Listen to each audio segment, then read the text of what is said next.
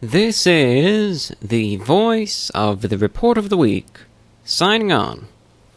Hello, ladies and gentlemen, and everyone listening. This is VORW International, the voice of the Report of the Week, our weekly podcast, signing on this Thursday, the 30th of May, 2019, the penultimate day in the month of May.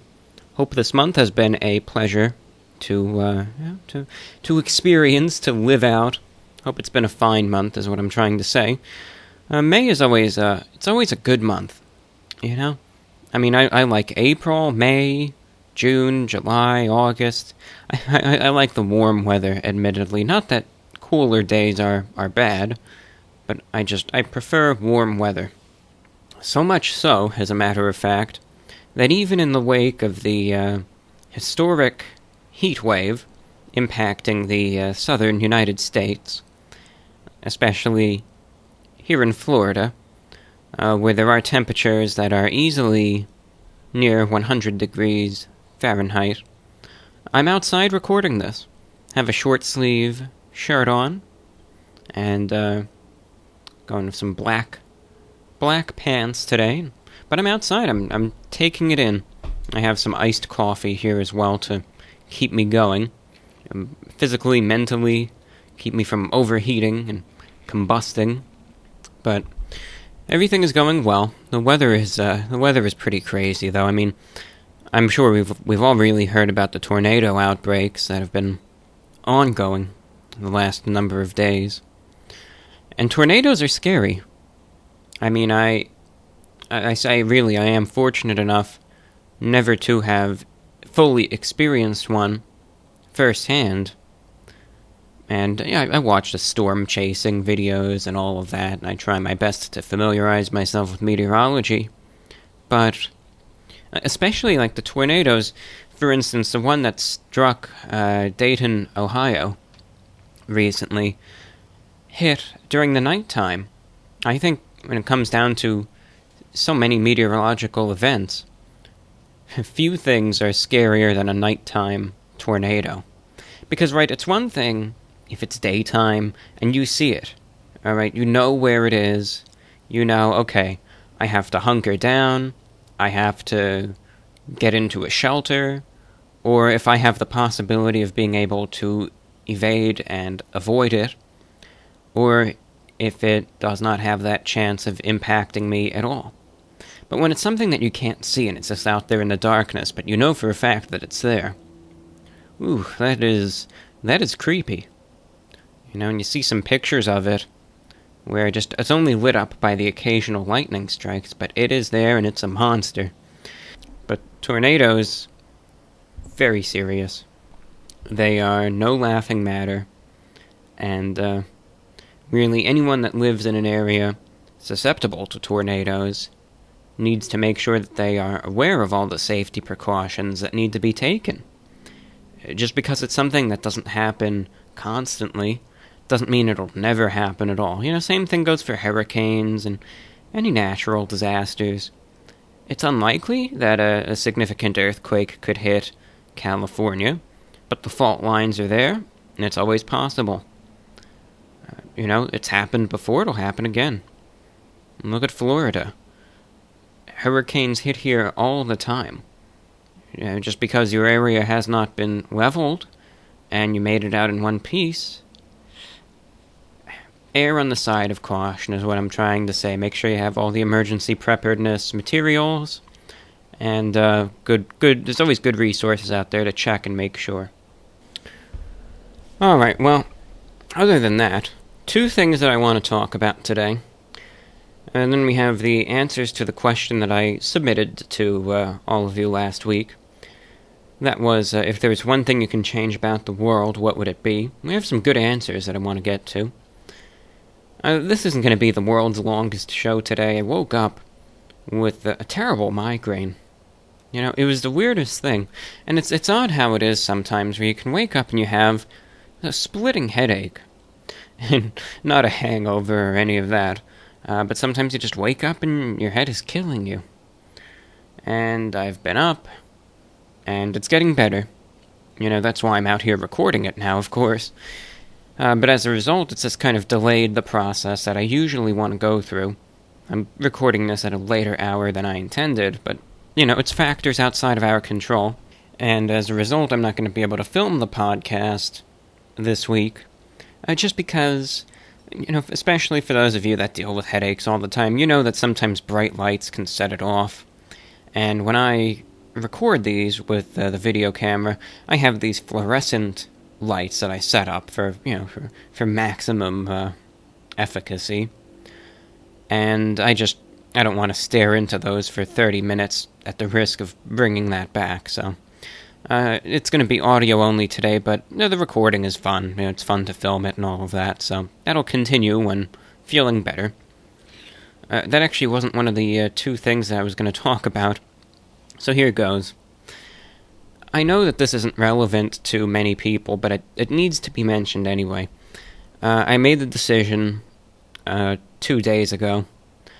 I'm going to be significantly cutting back a good number of my shortwave broadcasts. These changes take effect immediately, so they're starting out for the month of June, and they are permanent. Right? These are not temporary cuts, these are permanent, and it's all done for a reason. All shortwave broadcasts on Saturdays and Sundays are discontinued. In total, that is 6 transmissions. At 6 p.m. Eastern Saturday, that's 22 hours UTC, broadcasts on 9395 kHz, 7780 kHz, 5950 kHz, and 5800 kHz are discontinued. At 9 p.m. Eastern Saturday, 01 hours UTC, broadcasts on 5850 kHz are discontinued. On Sundays, at 6 p.m. Eastern, 22 UTC, broadcasts on 7570 kHz are discontinued. In short, if you listen to this broadcast Saturdays or Sundays on the radio, starting June 1st, you will no longer hear it. You might be saying to yourself, well, why did you do that? I thought you liked shortwave. Why make the cutbacks? And I do. I enjoy shortwave radio very much. It's a good medium. But even I have to realize that it's not what it used to be. By that I mean the audience isn't what it once was. I would even wager a couple years ago, going back to 2015, there was a bigger audience than there is now. As a result, I have to manage these broadcasts effectively to make sure that they are reaching the appropriate number of people at an appropriate cost. And there's a reason why I sometimes sit there and I ask for correspondence so much. For the last several months, especially for the weekend broadcasts, I've been noting down and making tallies and all of that with the amount of correspondence that I get for shortwave broadcasts, who it's received from, if there's new people listening in, where they're reaching, and I keep detailed record of this, especially when it comes down to managing these. And the broadcasts on Saturdays and Sundays just are not reaching enough people to justify their existence. And you may say, well, how do you know how many people are listening? Well, I don't. But the thing is, if a show is broadcast for an hour, with a good signal reaching a large geographic area, yet in that span, I hear from 0 people, and that's happened for some time, or 1 person, then it cannot be justified anymore.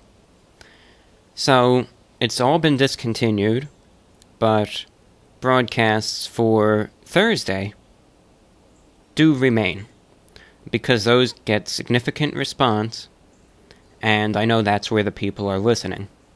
So, again, broadcasts on Saturdays and Sundays are fully discontinued.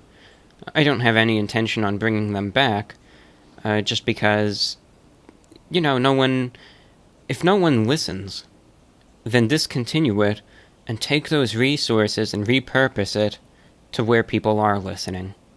And the weeknight broadcasts, again on Thursday evenings, all the frequencies there perform very well. They get a continuous stream of response. The signal quality is good and it gets out, so that's where it stands. But I'm just taking the resources that are not utilized at all or may be underutilized, and I'm just repurposing them to where I know people will be listening. So if you are a shortwave listener and you still want to hear the show, again, bear in mind, weekends are a no-go. Thursdays, it's where you can listen.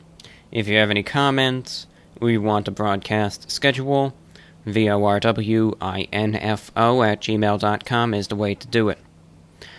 Secondly, it was something that a listener brought up.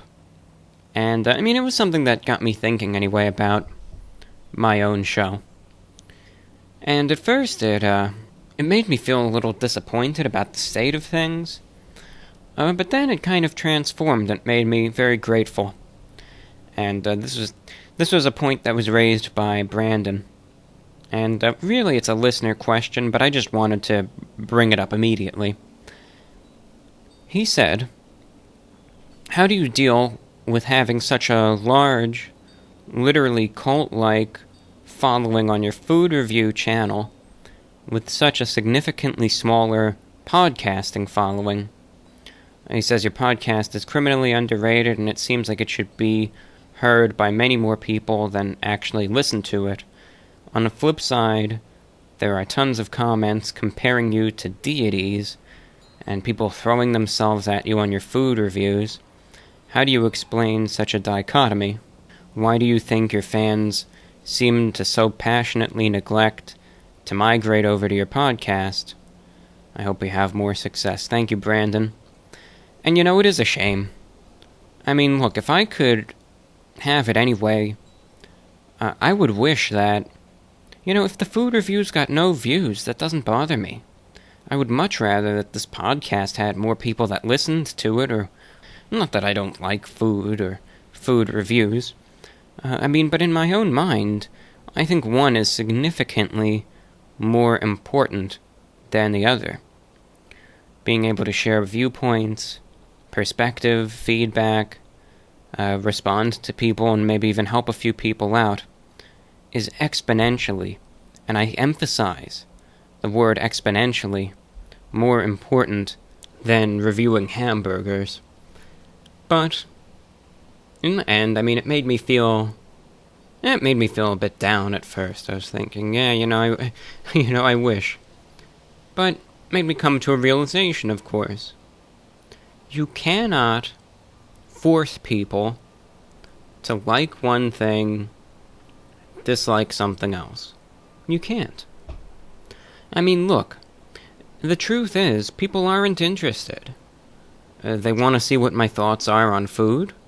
Also comes down to attention spans. How many people are interested in sitting and listening to what I have to say that's not food related? You can't force people to enjoy that. And you can try to promote something, but if people say they're not interested, they're not interested. That's where it stands. Look, if it were possible to make people care about something more, so many of the problems that we have in this world would not exist. People are reserved, they have their opinions, they have the things they like, that they don't like, and a lot of people are just, they're steadfast with that. I understand, I get it, and I respect that. Of course, I try my best to promote this and get it out. Some people say, could you stop promoting the effing show all the time and this and that? But you have to realize, of course, one of the most important things when you're doing something is you have to let the world know that it exists. Because otherwise no one's going to do anything. You need to have, one of the most important things anyway in the world of business, is having a call to action. If you don't have that call to action, then, no one's going to know that it exists. So, it's the most important thing. But anyway, one thought led to the next, and led to the next, and you know the way it goes. And I came to realize, what? This podcast may not have the huge numbers of people that watch the food reviews, but it still has listeners. It has tens of thousands of listeners. There's close to 40,000 people subscribed to it on YouTube. There's thousands of people that listen online on the various platforms and on the radio each and every week. Just because it isn't viral doesn't mean that it is ineffectual, because it most certainly is not. There are people that listen each week, and I realized that, and it made me realize, you know what? Of course you can sometimes wish for more. You could always wish that one thing was better, or had more of this, or more of that. But do not lose sight of what you have right now. And, it brought back that realization. And I just wanted to say that I'm very thankful for each and every one of you that listen to this show, that are tuned in right now, that listen, that write in, that send your feedback, your reception reports, your comments, or that never do, but still listen in regularly, or even semi-regularly. It's you guys that keep this show going. I'm very, very thankful and grateful for that. It's a pleasure to be here each week, doing this show for each and every one of you. So thank you all so much for doing this, for tuning in, because this show just made me realize that you guys are a great audience, and it's a pleasure to do this. You're listening to VORW International, the voice of the Report of the Week. Speaking of any questions, comments, pieces of feedback, reception reports, VORWINFO@gmail.com. That's VORWINFO@gmail.com. And you're listening to VORW International, the voice of the Report of the Week.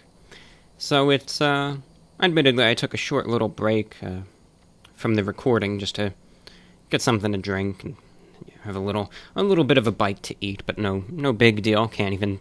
That's the one thing with audio, at least. You cannot tell. I could have been away from the microphone for an entire day, but it was just a short span.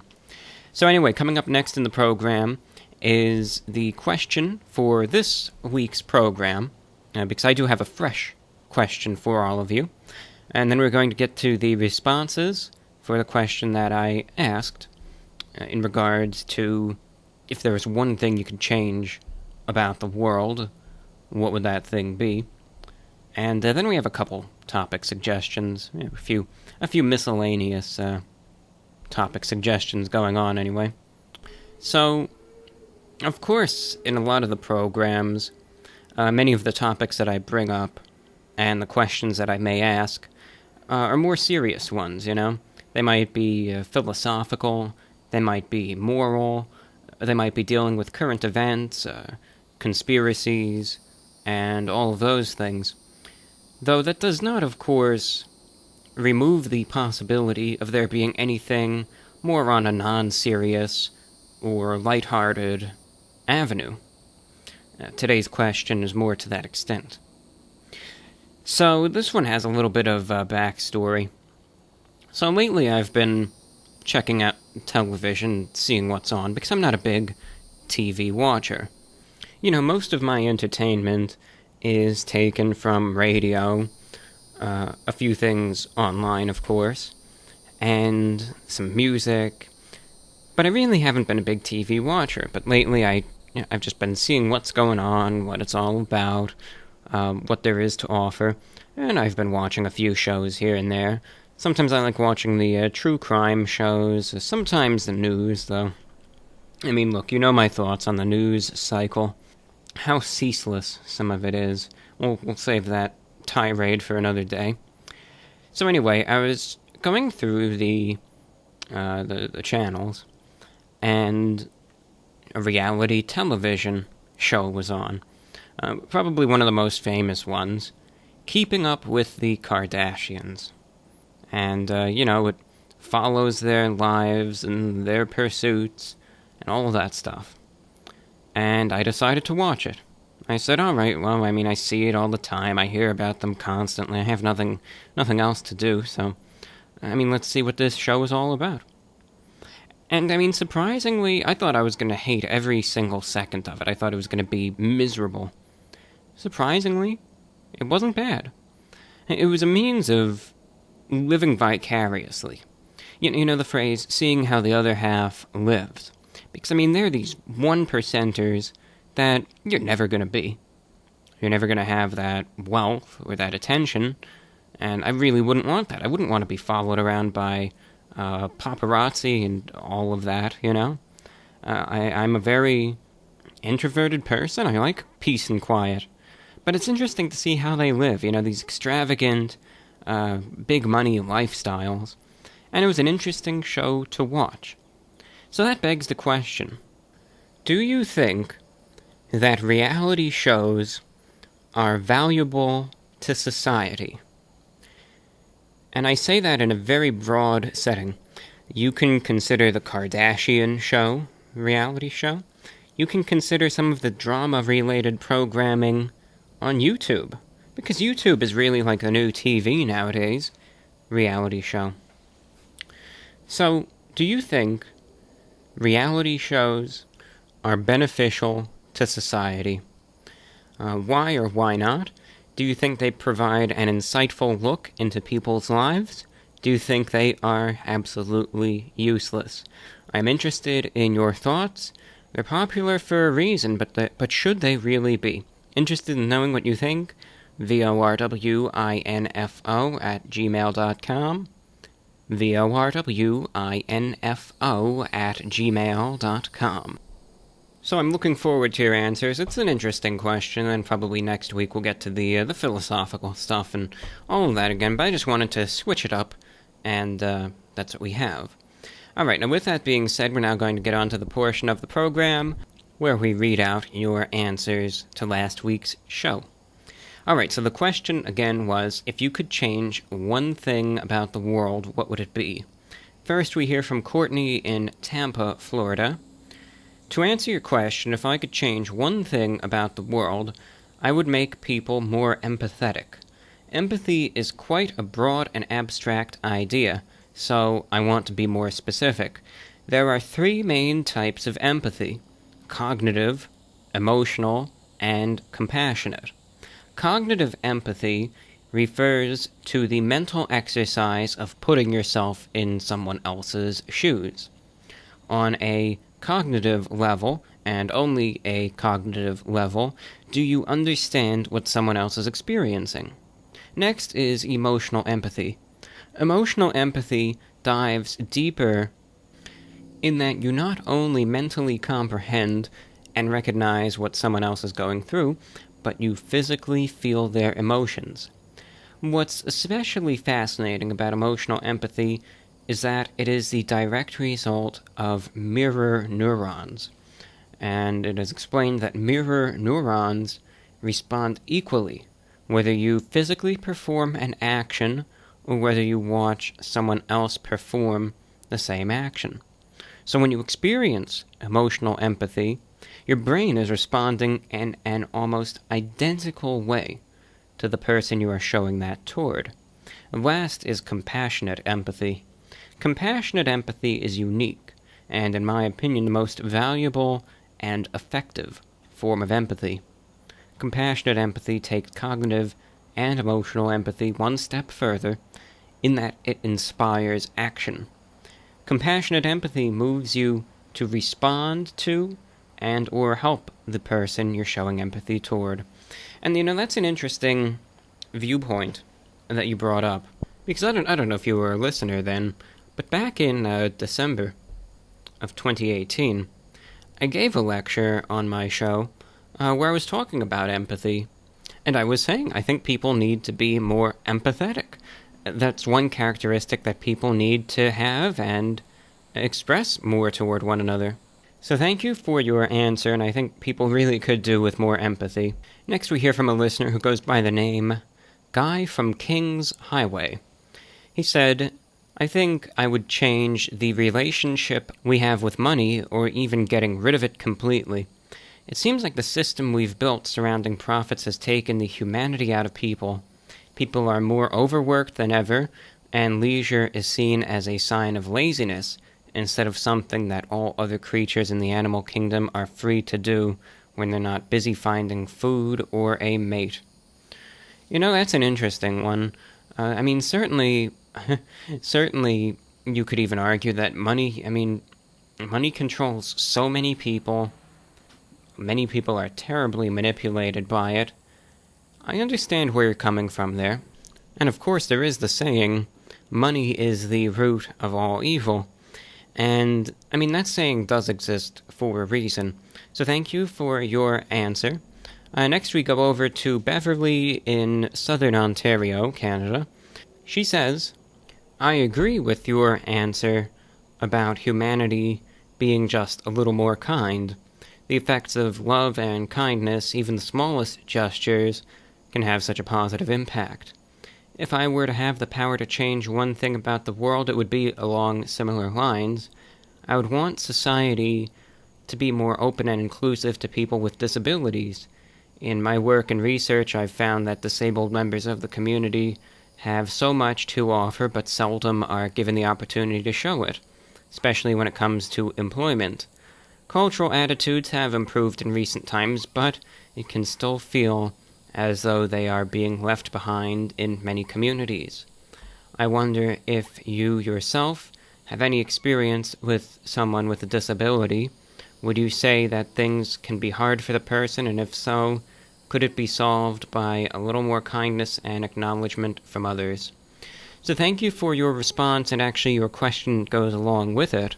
Now, in regards to your question with people with disabilities, in my opinion, I think that definitely having more of that kindness and acknowledgement is a good place to start.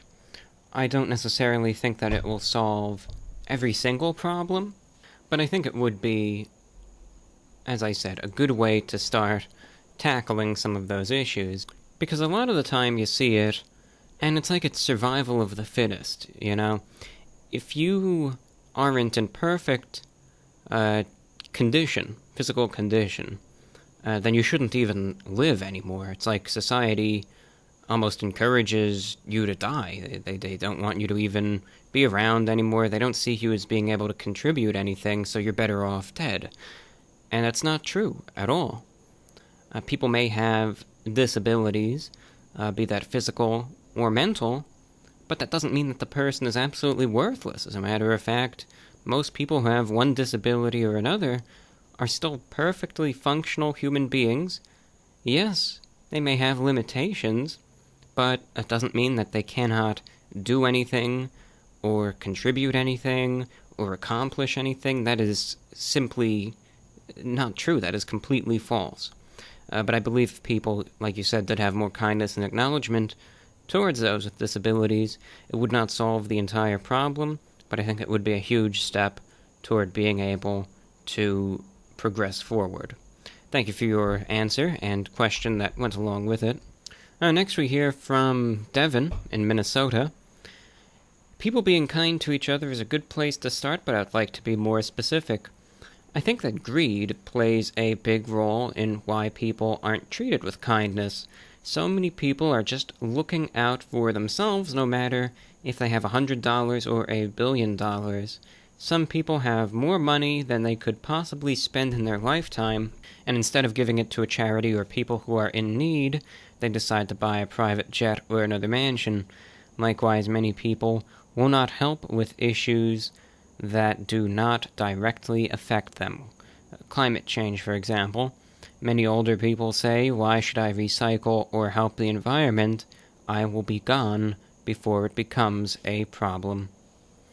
And it's an interesting point. I know a listener a little while ago kind of mentioned, along similar lines in regards to money.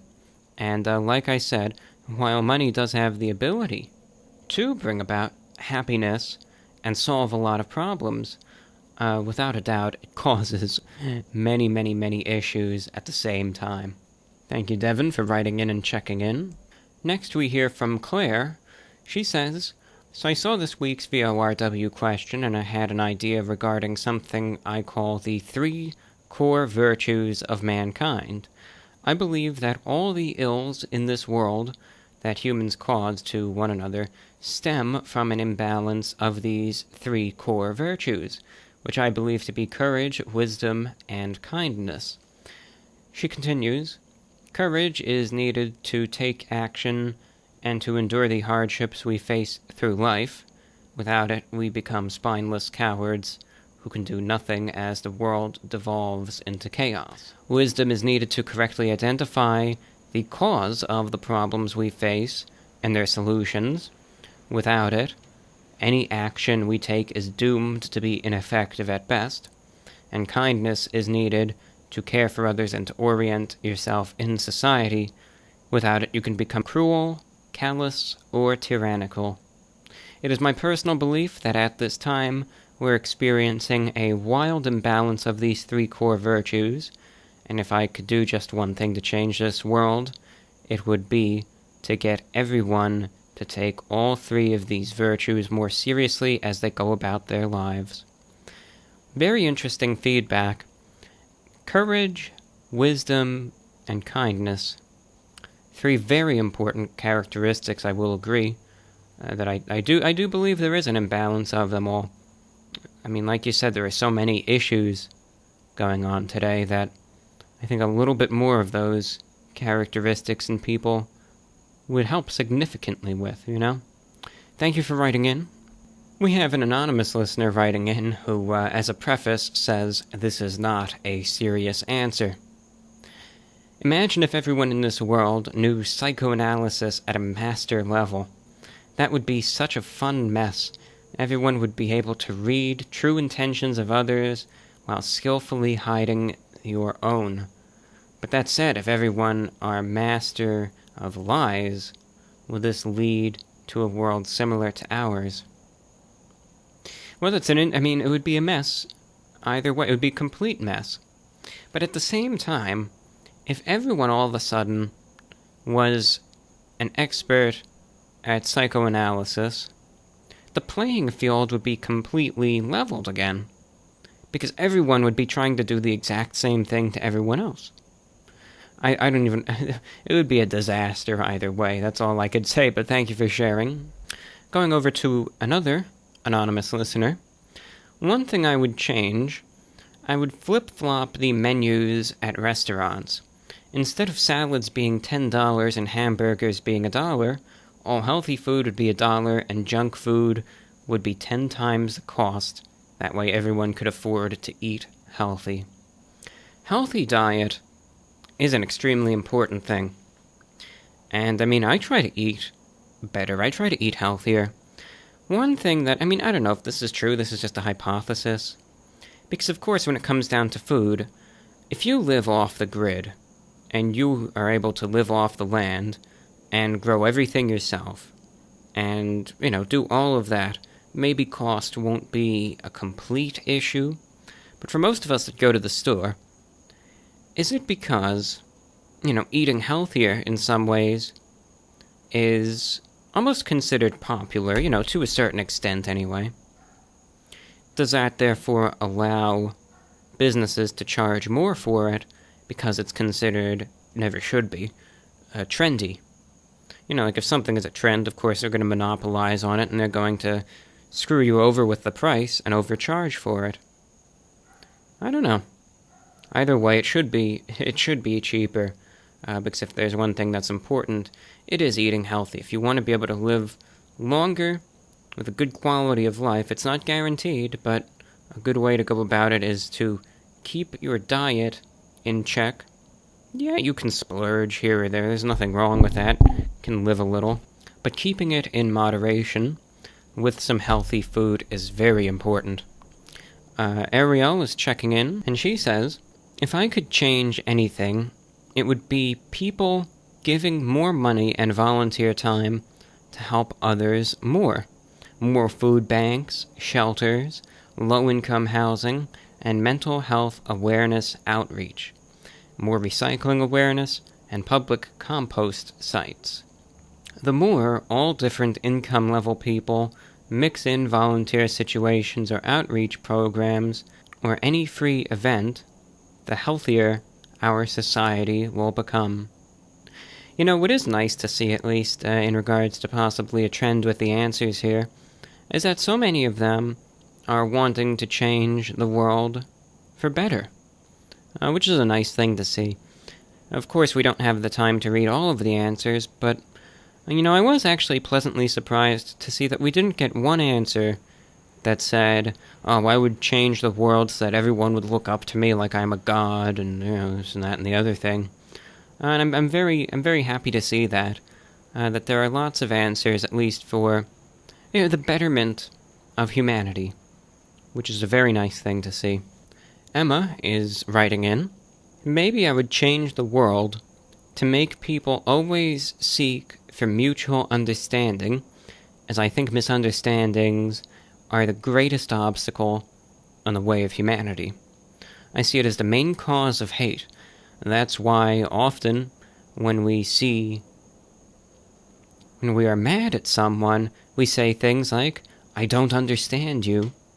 Why did you do this? Why are you like this?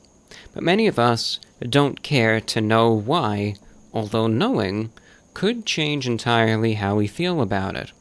Understanding doesn't mean approving other people's poor intentions or actions, though. It means overcoming unnecessary hate and opening up to constructive solutions. And I think that was important that it was added at the end, because otherwise I was wondering, okay, well, if we all had that understanding, would that therefore condone bad people out there? But like you said, it doesn't mean approving of those actions or intentions, which is a very important thing to add on. Understanding is absolutely another one of those things that is always important. You know, it's funny, sometimes I will look around online, and I saw one example, I forget what it was really, but it was two people who were, I think, communicating, maybe texting between each other through some, text app, and one of them just typed something in the wrong way. And all of a sudden, of course, the person didn't mean whatever it was that they said. It was a misspelling or some sort of issue with how things were phrased. It set off this huge fight because the other person perceived it as something else, and there was not any understanding between them.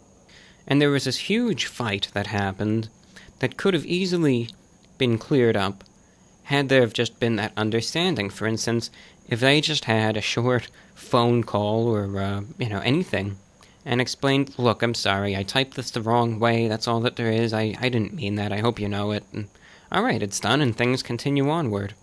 But yes, having that understanding is extremely important. And finally, we hear from one more listener who says, I think the one thing I would definitely change about the world would be to make childhood neglect, any kind of neglect, emotional or physical, non-existent. That way it would be easier to have connections and relationships with one another without some kind of fear or childhood trauma. I personally feel that it has affected many of my relationships, romantic or not, so it would definitely be interesting if we were able to evade childhood scars and see how differently we would interact with people. And that's a topic that isn't brought up too often, but when it comes down to development of our mind, our body, our well-being, of course childhood is one of the most important times, and if bad things happen there, it'll leave a lifelong scar on us. And so absolutely, I understand where you're coming from there. You're all listening to VORW International, the voice of the Report of the Week. Any questions, comments, pieces of feedback, reception reports are welcome. VORWINFO@gmail.com. That's VORWINFO@gmail.com. Help support this broadcast, help support this show, keep it going. Donations are welcome at PayPal, VORWINFO@gmail.com, via Patreon, patreon.com/TheReportOfTheWeek. We now hear from our listeners with topic suggestions. If you have a topic suggestion, something you would like to hear me talk about in an upcoming program, if you have any questions, send them in VORWINFO@gmail.com, and I'll happily get to them. If there are anything you want to talk about, clothing, you want to talk about the TSA, candles, conspiracy theories, anything you want. I can't guarantee I'll talk about it, but hey, there's no harm in bringing it up. The email address, once again, VORWINFO@gmail.com. That's the only way to be able to get it there. Sometimes I've seen a few people try and contact me via other avenues, in the comments, via social media, but unfortunately for organizational purposes, those messages will not be read. That's why I emphasize the email so much. Otherwise, if there were other ways, I would be saying that too. So that's just why I mention it so much. And now going over to our questions. The first one is fast food related. We hear from Braxton in Texas. Now he is a long-time listener. He's actually been here from the start, believe it or not, from 2011. And anyway, he says, are you going to be reviewing the new recipe pan pizza from Pizza Hut? Your pizza reviews are iconic in my eyes. Yeah, I'll be giving it a shot when I do get the opportunity. No, absolutely. Yeah, Pizza Hut recently changed their recipe for the pan pizza, and I think it was the first time in 40 years that they did. So I'll absolutely give it a shot when the opportunity presents itself. I'll do a pizza review, and we'll see if it changed for better or for worse. So absolutely, I'll give it a shot. David in the UK has a question. Do you think technology has in fact caused more problems than it has set out to solve? Now, when I was going through the list and I saw that, it made me stop and think for a moment. Part of me initially was thinking, yes, but I really don't believe so in the end. Because especially like when you look at social media, and you look at certain things that has allowed such terrible messages to be propagated to an entire populace. You've had, I think in some ways, social media making people into extremely narcissistic individuals. Not everyone, granted. And so many things, that have their issues. I mean, I think you could name any piece of technology, and you can find the positive things and the negative things attributed to it. But in the end, one thing that I really think about is advancements in medical technology, in medicine. Now, yes, there are affordability concerns and issues there, but that's for another day. But in regards to the specific technology, the advancements in the field of medicine alone has helped so many people out, has saved so many lives that would not be possible before that. So in the end, when I think, has it caused more problems than it has set out to solve, I really think about the field of medicine, and I would disagree. It has its issues. It has its problems. It causes problems. It always will. But in the end, I think that it ends up solving more than anything else, especially in regards to how it can save lives and really extend people's lives. Diseases, conditions that would have been completely fatal years ago now can be cured, and you can go on to live a productive life afterward. So, I think these benefits really do pay off. But an interesting question. Thank you for writing in, David. And then going over to Zach in Israel. Now, he's had this topic for a while, and I'm pleased to finally get it to you. For a few years now, I've been running my own online business. All went well, but unfortunately, in the past year, the industry I've been working in suffered a big hit, and as a result, I had to look for a job. It wasn't easy to find a job as my experience wasn't so relevant anymore, but I finally managed to find a good one with the help of a few contacts I had. I've always been a rather introverted, quiet person, but in the past few years since I've been working from home, and mostly kept to myself, I hardly had any social interaction, and therefore became more introverted. Now that I'm going to be employed again, I'll have to see people and interact with them on a daily basis. I'm quite nervous about that. Do you have any advice for me? Well, I don't know if I'm really the best person to ask because I'm extremely introverted myself. But here are two things to remember. Number one, make sure, because a lot of people, and I hate to put it this way because it almost sounds discriminatory, but it's not. A lot of people mistake being introverted with being unfriendly. And that's just not true. Yeah, you have people who are introverted and just want everyone else to piss off, but that's not everyone. So, make sure that you try to remain cordial with your coworkers.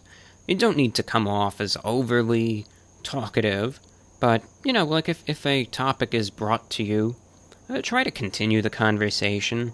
Sometimes just light chatter can, it can do some good anyway. Make sure, though, you remain focused on the task at hand. If you have any questions or issues you need to bring up with your coworkers, make sure you do that. Remain communicative in the workplace.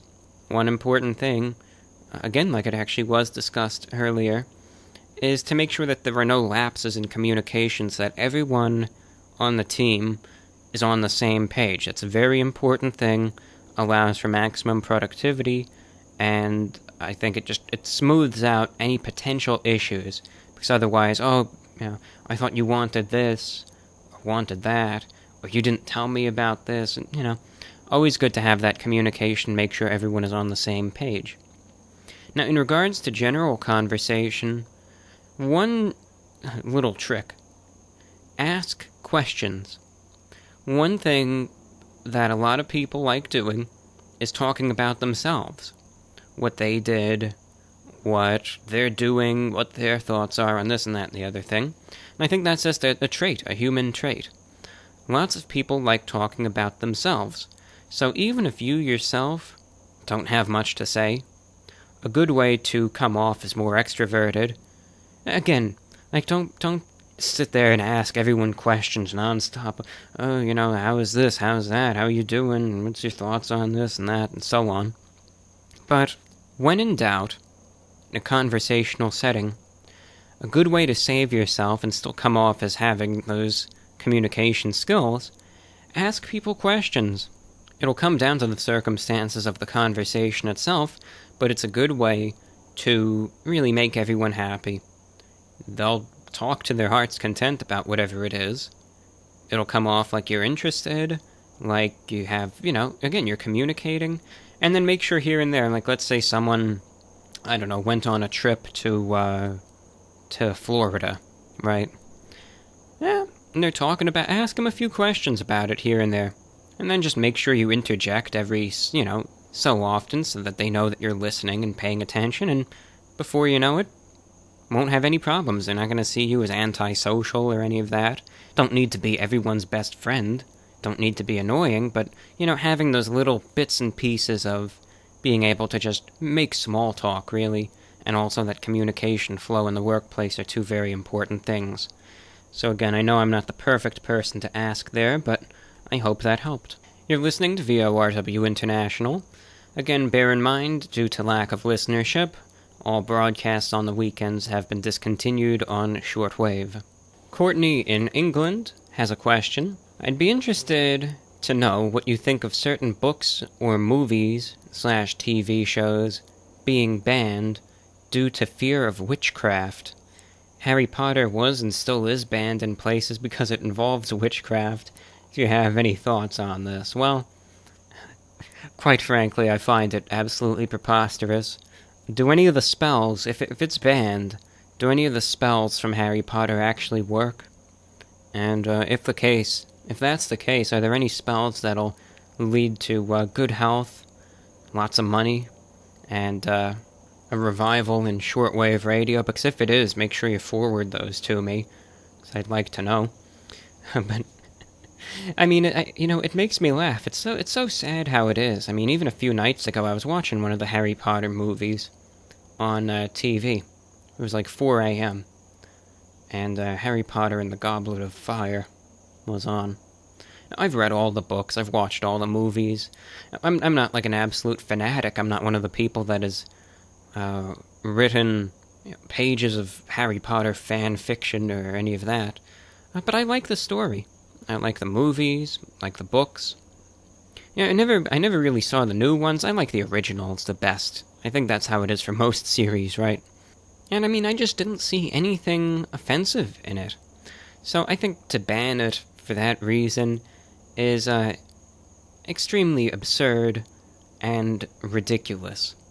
There are many other things. If we want to talk about censorship, there are so many other things that would be, that are absolutely disgusting out there, that if you really are determined to censor something, so many other things. Harry Potter, I think it's ridiculous. So that's my thought.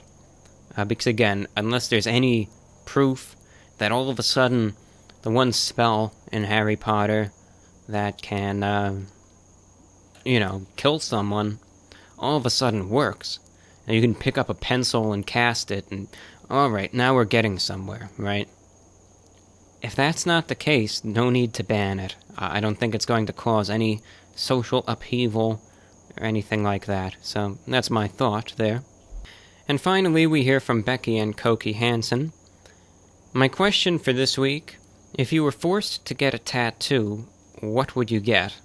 Must be a decent size, and it cannot be related to your time as a stuntman in Hollywood. Well, thank you for bringing that up. I mean, that is so tough, because I've never really had the desire to get inked up or anything. There was some show that came on, so I was scanning around. I said I was watching the TV earlier, and there was some show about tattoos that came up, where, I don't know what it was called, like a tattoo nightmare or something. I think it was on MTV, because the only show on MTV I'll ever really watch is Catfish, the TV show. But it came on after that, and it was like people could tattoo whatever they wanted on someone else. And some of those tattoos were just so explicit. I couldn't believe it. I've never been a tattoo person. I mean, look, on someone else, I don't care. Right? It's your body, you have free will. If you want to get a tattoo, go for it. You're an adult, it's your body, you do what you want to do with it. It doesn't bother me any. But I myself prefer, I'm just not a tattoo person. I think some of them can be quite beautiful. I think some of them can be very trashy. And a whole mix in between, granted. I don't know, the only tattoo I could even think to maybe put on would just be something in relation to my loved ones. Because anything else just, I wouldn't see being worth it at all, Again, I think it all comes down to your personal stance and ideology toward tattoos. Like I said, I mean, anyone else can, go get a tattoo. Put whatever else you want on you. It's your body, like I said. But I'm just not a tattoo person, so that makes it quite a difficult question. And with that, that's all that I have. I'm going to wrap up the program, and thank you for watching and really listening. This is VORW International, the voice of the Report of the Week. We'll be seeing you again next month, June the 6th, 2019. So stay tuned until then. And I'll probably have the camera working by then, and we'll be in better shape to do a recording then. So stay tuned, and until then, thank you, take care. This is VORW. Your feedback is appreciated. Send your questions, comments, reception reports, feedback to vorwinfo@gmail.com. Please stand by. We have a few words from the sponsors who keep this program going. Glowing Ice is a one-man music project that is best described as something called outcast pop. Pop music for unpopular people. Mixing distorted guitars, big electronic drums, synthesizers, and sound effects recorded from the real world, Glowing Ice's latest album, Sunshine Funtime, is something to experience. The topics of the songs from Sunshine Funtime range from the afterlife, gamer girls, songs on the radio, getting married, and even robbing a bank. It's certainly out there, but with upbeat, playful EDM dance numbers like Eggplant Emoji, to the slow, thick synths and heavy industrial drums of Slow Motion in Bed, there is something for everyone to enjoy. It's Sunshine Fun Time by Glowing Ice, available on iTunes, Spotify, Amazon, and everywhere else music is sold and streamed online. We also have a message from Steve's Beef Jerky Company, so lend an ear. I've been developing this recipe since I attended high school. I'm currently 35 years of age, and I've come a long way. My family, friends, co-workers are always hitting me up for my jerky, and I even have trouble holding on to my personal stash. Now, I buy the reddest, leanest, and freshest meat that I can find. I slice it up in very thin slices, and I marinate it for 3 days in the secret recipe of marinade and seasonings. This jerky has a little sweetness and great Cajun flavor. It's slightly spicy, but if you could handle generic buffalo wings, then you can handle this jerky with no problems. Each package is vacuum sealed and is never left out in the sun. The jerky is prepared in a clean, safe environment. My jerky is moist, and I try to slice it across the grain and thin as possible in order to make sure it is extremely tender. Brand name jerky is loaded with preservatives, which are also bad for you. Sodium nitrate and such are known to cause heart problems, and you have no idea what's in the stuff you're buying sometimes, and that Frankenstein's monster of a product can be scary. Give my jerky a chance. Buy a pack or two, one for your lunchbox, another for a loved one who I'm sure will appreciate it. It's a very lean product. All fat is trimmed off during preparation, and it's a great source of protein. I'm looking at you, bodybuilders. If you'd like more information, please see my Facebook page at facebook.com/stevesjerky. That's facebook.com/STEVESJERKY. Steve's Jerky at facebook.com.